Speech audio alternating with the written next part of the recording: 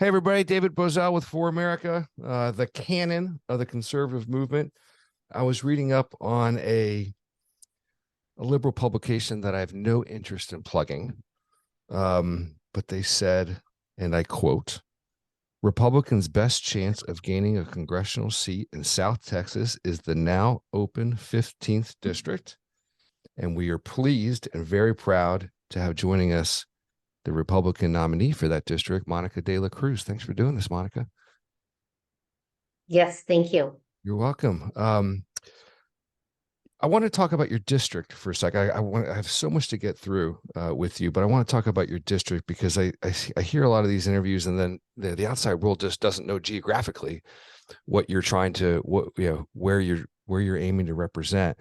Now, Texas 15 has been redrawn, right? So you kind of run, correct me if I'm wrong, you kind of run north to south, east of San Antonio, all the way through McAllen. Is that correct? So this district runs in between San Antonio and Austin in Guadalupe County, and then consists of 7 counties going straight down, ending in Hidalgo County, which does include McAllen, Mission, and Edinburgh. And so I was looking at some of the before and afters. It was redrawn. You have more southern border than Texas 15 previously had. Is that correct? It's about the same, to be honest with you. It's about the same. Yes. Okay. And in that part of the world, because I was just down in Del Rio about 6 months ago, and then flew over Eagle Pass, and those are the hot spots, and those get the most attention on Fox, etc. Well, Fox is the only network giving these things the attention that it deserves. How is the border situation in McAllen, where you aim to represent? McAllen, Texas was the hot spot just before Eagle Pass.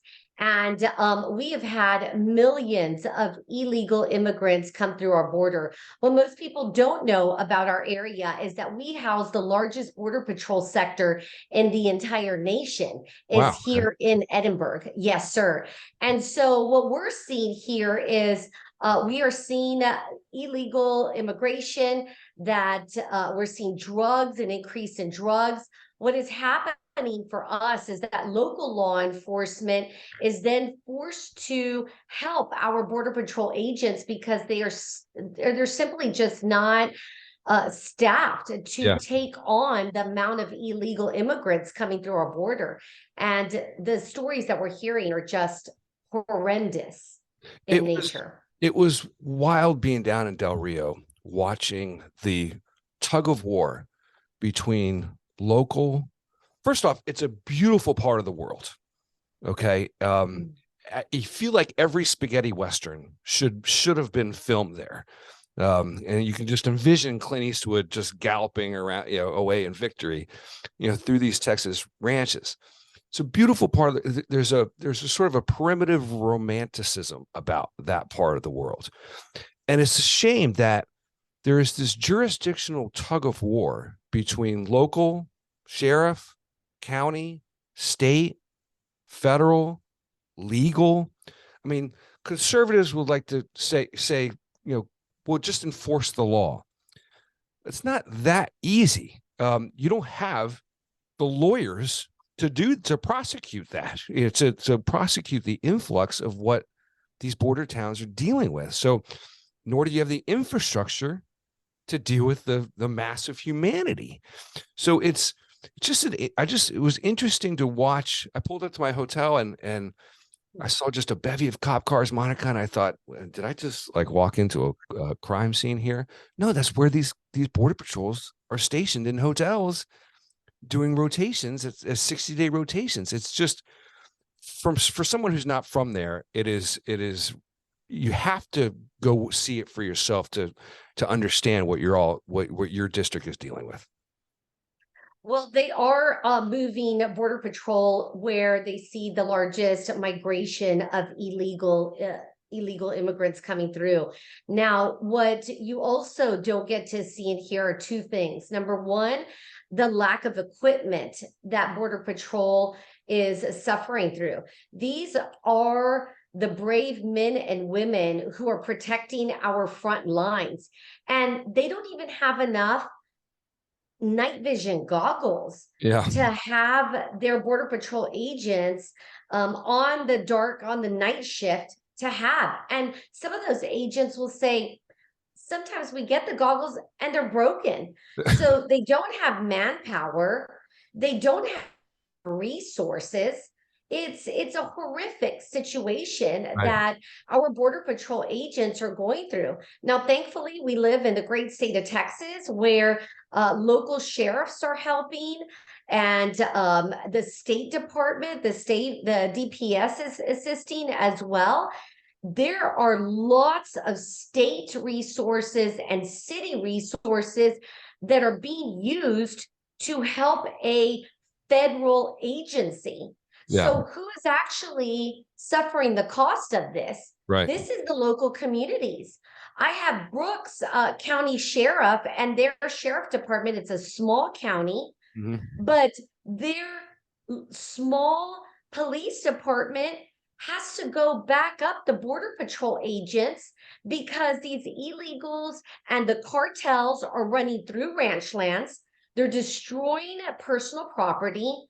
They're discarding as if it was just not even human. They're discarding little babies and children on vast ranches in 100-degree weather as if it was just some kind of garbage on the side. I watched no respect for human life at all. I mean, I watched I presume it was her mother, about a 5 I fathered 3 girls. A mother with about a 5-year-old girl cross the Rio Grande. I just watched it happen. And this beautiful little girl singing. She has no idea of that she's essentially on national television.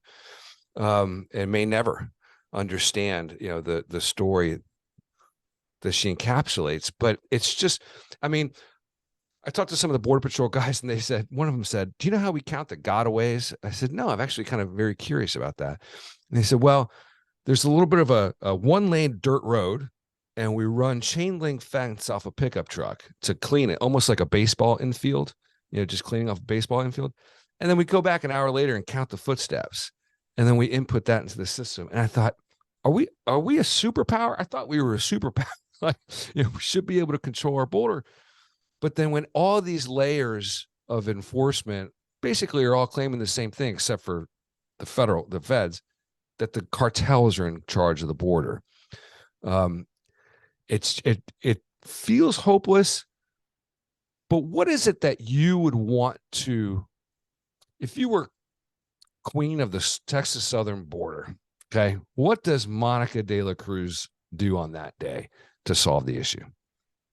Well, look, Biden-Pelosi border agenda has been basically non-existent. And that's what we're seeing is the repercussion of their disrespect for the laws that are currently in place. This is why it is so important that your viewers get to the polls and take their family, get the House back. That is the #1 goal, because we need to give these Border Patrol agents the resources that they need, and then we need to work feverishly towards 2024 to take back the House.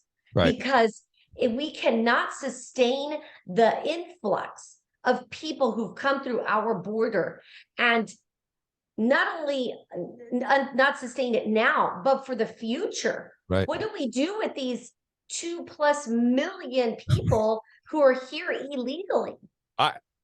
There's no good answer. I mean, we're not putting anybody in buses and deporting them. I think I know there's some folks that would say, let's just do that, but I just don't think that's just remotely even tenable. But they've got to earn it, right? Yeah, they've come here legally. They've got to earn it. All right, switching off the border. By the way, for those of you that don't remember, McAllen, Texas was where Jim Acosta went down there a couple of years ago and proclaimed that it's pretty tranquil down in McAllen and that there was no invasion while he was standing next to Trump's wall, which I'm just kind of curious. What do the locals think when they see something like that? When they see an obvious incorrect narrative put forth by the major news networks? I mean, what's the local vibe on something like that? You know, these liberal elitists, the mainstream media and other elitist Democrats come down here for their 5 minutes of fame by the border wall, and they say things that they have not lived through. They have no idea what our community is about and what is truly happening on the border. Right. They just take the shot that's going to fit their narrative. Right. We know in this community Right. that we love our Border Patrol agents. We respect law and order. And that's why many people come over here and immigrate over here. And we know that in force of these laws and that border wall being part of the protection of our community, but in addition to protecting our community, by having law and order on our southern border, what it means is protecting these illegal immigrants as well. Mm-hmm. And the reason I say that is because they're taking a awful, awful journey at the hands of cartels where they are exploited through human trafficking, child sex trafficking. It is a horrendous road. And we know that when there are tough laws on our southern borders, we know that these immigrants are not going to choose to take this road with the cartel. Right. So you mentioned taking control of the House. I obviously agree, but B, in this particular cycle, it seems, I think the House is more important to the Senate than the Senate, in the sense that I think for almost a number of decades now, the U.S. House has sort of abdicated its responsibilities to the executive branch and has kind of developed this reputation of being kind of a stepchild to the Senate. Whatever the big brothers of the Senate want to do, we'll just take it up and we'll get it. At some point, I think the difference between this cycle and previous red wave cycles, I think Republican-based voters are willing to give Republicans one more chance. And by that, I mean, if you're not going to cut some of Joe Biden's spending, Republicans are never going to cut any spending. And when we talk about inflation, a big reason for this is just the absurd amount of money the federal government is spending on things that don't work. How interested are you in means testing these agencies, holding Biden to account on his budgets? But more to the point, you're a businesswoman, you know how to operate within budgets. How can you convince this old guard to develop the want and the will to stand up for itself as a co-equal branch of government? Well, I can share this with you. The reason we're going to win in November is because the people in our community know that the economic agenda of the Biden-Pelosi administration does not work and has caused the outrageous inflation that we have right now. Mm-hmm. Look, we look like Venezuela's inflation, and we're not Venezuela. We are the United States of America. And I think come November 8th, that Americans are going to say, stop this outrageous spending and let's get into budget. Because as I talk to people in our community, they can't afford gas. They can't afford their meals at the table. You know, I spoke with a single mom just the other day who said, Monica, I'm worried about Thanksgiving. I can't afford the turkey, mashed potatoes, and all the fixing.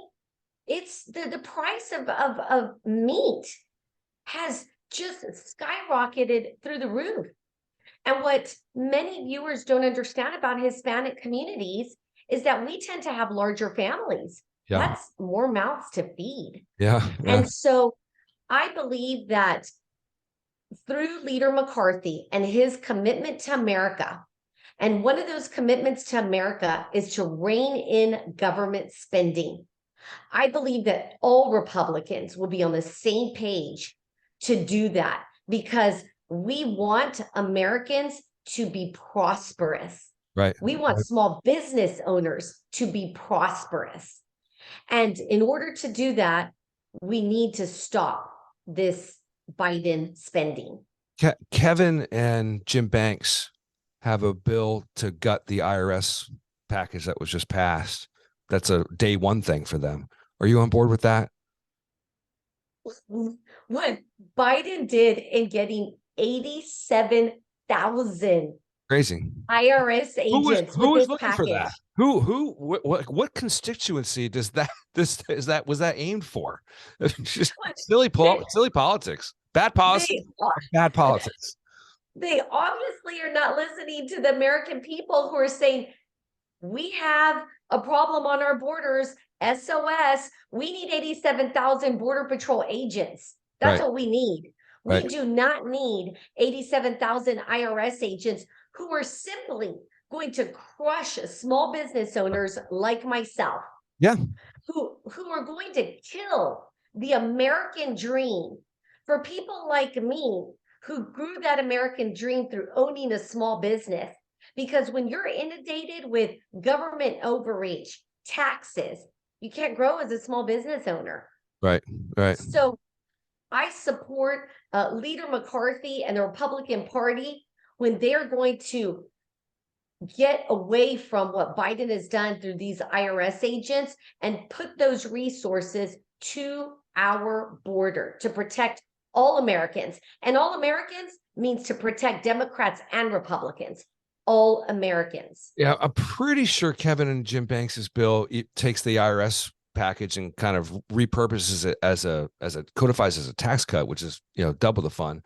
But I'm intrigued by the IRS pledge by those guys because I mean it's been so long since the Republicans have actually like defunded anything. I mean I can't even remember the last like program that they cut, and so it's if they can get a taste for it, if the staffs can get a taste for it, I think that would be advantageous for them to do it that way.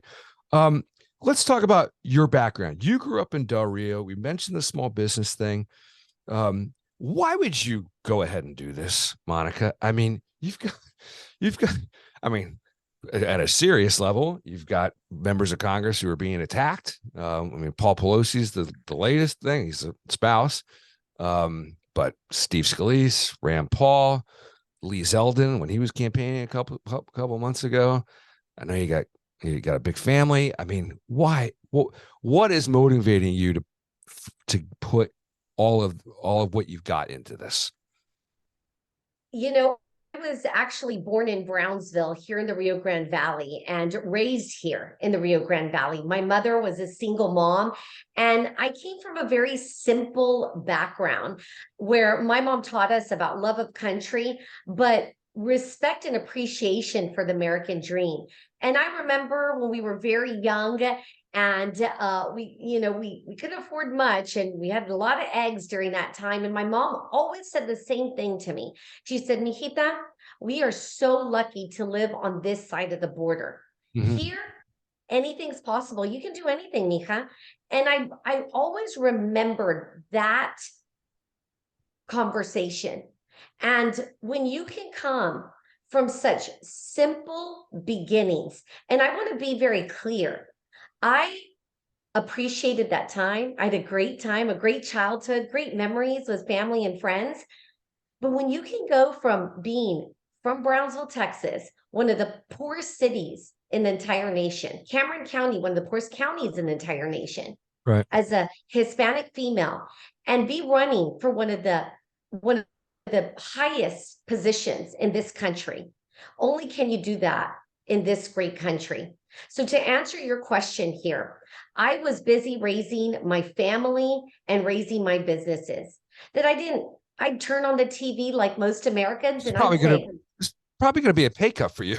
I felt like, what the heck are they talking about in DC? Yeah. And that led me to actually decide to run, because when I look at those people in DC, the Bidens, the AOC, the Pelosi's, they don't get the American who's stressed out about a turkey on Thanksgiving. Yeah. And I talked to my family and I said, I can always start a new business and I want my kids to have that American dream. And if I don't jump into this race and fight back against these liberal Democrats, then we're going to lose this country and the American dream that we so love.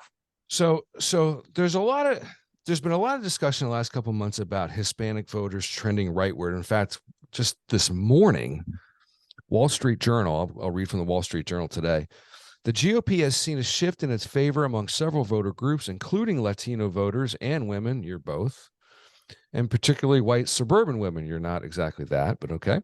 That group, Latino voters and women, which pollsters say make up 20% of the electorate, shifted 26 percentage points away from Democrats since the Wall Street Journal's August poll, and now favors the GOP by 15 percentage points. I mean, plus 15 with Latinos. Okay, so there's a lot of discussion that's happening. There's a lot of data that proves the point, but not a lot of intellectual discussion as to why. So you're in the target demo. Why do you think Hispanics have drifted from Democrats? Well, I think this question has to be answered in two areas. Number one, it's economic policy, bad economic policy, should I say, by the Biden administration. Mm-hmm. Under the last administration, we saw the highest amount of home ownership under Hispanics. We led the nation in small businesses. Right? Wow. Yes, absolutely. And now you're seeing, because of the terrible Biden economic agenda, we are seeing struggling Hispanics, but not just Hispanics, white suburban women. We're seeing all Americans struggling. We've seen small businesses that have been staples in our communities close down because they just can't survive under this administration. Right. So I think number one that's leading this effort is that Hispanics and all people in South Texas are going to vote with their wallets, and their wallets don't have any cash in it. And that means that the Democrats will not gain their vote. Number two, Democrats have gone so far to the left that they're imposing verbiage that is contrary to Hispanic culture. Words such as Latinx. What is that? Have you ever referred to yourself or seen anyone refer? Not at all.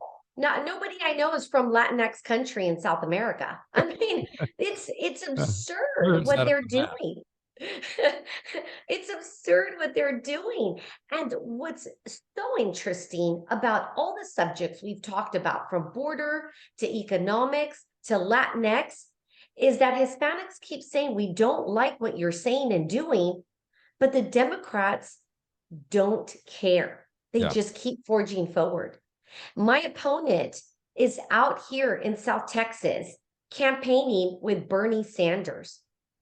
Lovely. I mean, one of the top socialists. They just don't get it. I don't get it. I don't understand who or how he inspires anybody or energizes anybody. Bernie does. Actually, I was looking at your opponent's endorsement list, which is pretty thin. Bernie wasn't on it, so he's new to the party. Her one senator endorsement, single solo senator endorsement, at least according to her page, right? There may be more, but at least the one that she's bragging about on her campaign website is Elizabeth Warren, of all people. I mean, if that's what Texas 15 wants to be represented by, I don't think so. And then there's one woman in the House, Congresswoman Jayapal from Michigan. That's the only I looked up and down, left and right, no endorsement from President Biden. Now, what does that tell you? In fact, there's a lot of candidates out there who are not bragging about their Biden endorsements, if there is one. But what does that tell you when you've got the senior apparatus from Joe Biden, Nancy Pelosi, Chuck Schumer, and your opponent won't brag about any of them? What does that tell you about the state of Democrat politics today? Well, right now, I think most South Texas Democrats are trying to distance themselves from the Pelosi and Biden administration because, again, their economic policy it doesn't work down here. It does Yeah. not resonate.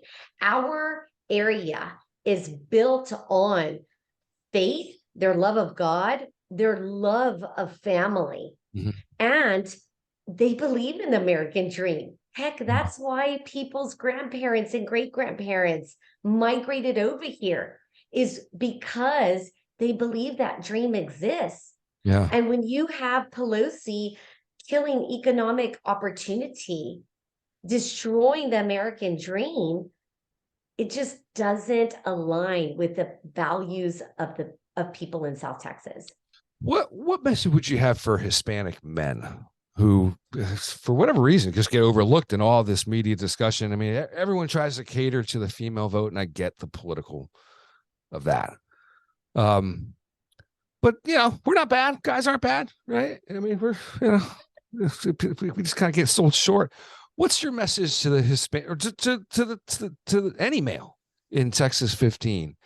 Why should they come out and pull the lever? If it's a rainy day down there on November 8th, why should they come out and vote for you?